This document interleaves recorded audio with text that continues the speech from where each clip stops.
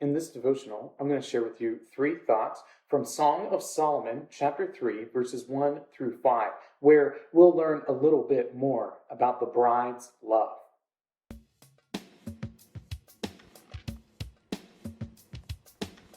Song of Solomon, chapter 3, verses 1 through 5 says, "On my bed by night I sought him whom my soul loves. I sought him, but found him not. I will rise now and go about the city, in the streets and the squares. I will seek him whom my soul loves. I sought him, but found him not. The watchmen found me as they went about in the city.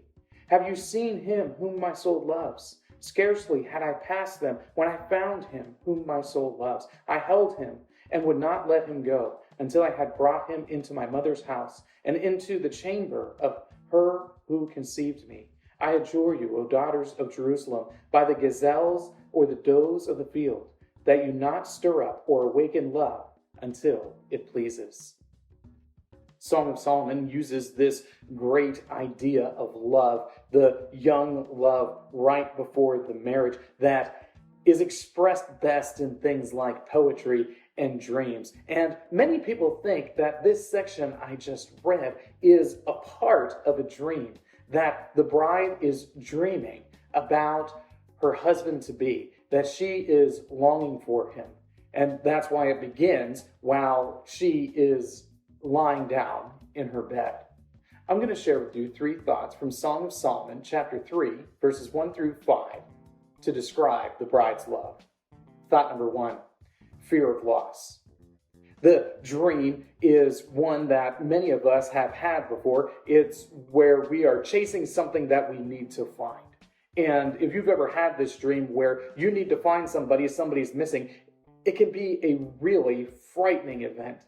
It can be super scary just to have that feeling of, I need to find this person and I can't find them anywhere.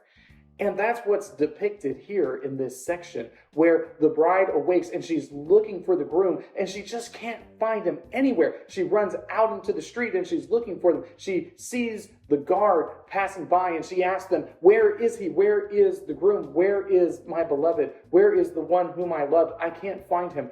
This fear of loss, this fear of missing the one that you love, is one that we should all be familiar with and all recognize. Because if you truly love someone, then you are afraid of what it's going to be like when they're gone.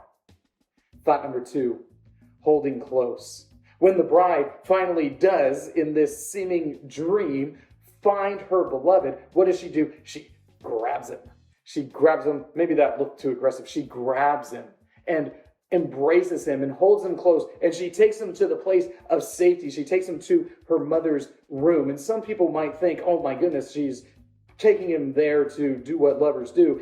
But that doesn't seem to be the case. It seems like what's going on, especially if this is a dream, she's taking him to the place of security. She's taking him to the place where she feels safe and he will be safe, where he won't be absent again. This great love that the bride has for the groom is one where she wants to hold him close and never let him go. If you've been in love, then you should probably understand this kind of feeling, where you want to hold your beloved close and not let them go. If you have kids who you love or parents who you love, sometimes you get that feeling where you just want to hold them close and not let them go. And this is what's being expressed here. Thought number 3, practicing restraint. In verse 5, it has this idea, this concept of letting love reach its appropriate point before engaging in it. And that's probably a little bit to do with practicing biblical sexual ethics, not rushing into just having sex with everybody, just when you get a couple of deep feelings or whatever. But it also demonstrates that when you truly love someone, that you might wait for things to be the appropriate time in order to do them. Not just in the sexual union, which of course, biblically you wait until marriage for that to take place, but also for just the development of relationships in general. There are times and places for certain things to happen, and sometimes you need to work on your relationship a little bit before you develop deeper levels of intimacy. That's not isolated simply to the marital relationship, but with friends as well. You want to get to know your friends better and better and practice restraint with them until they've demonstrated and you've demonstrated that you can truly be devoted to one another.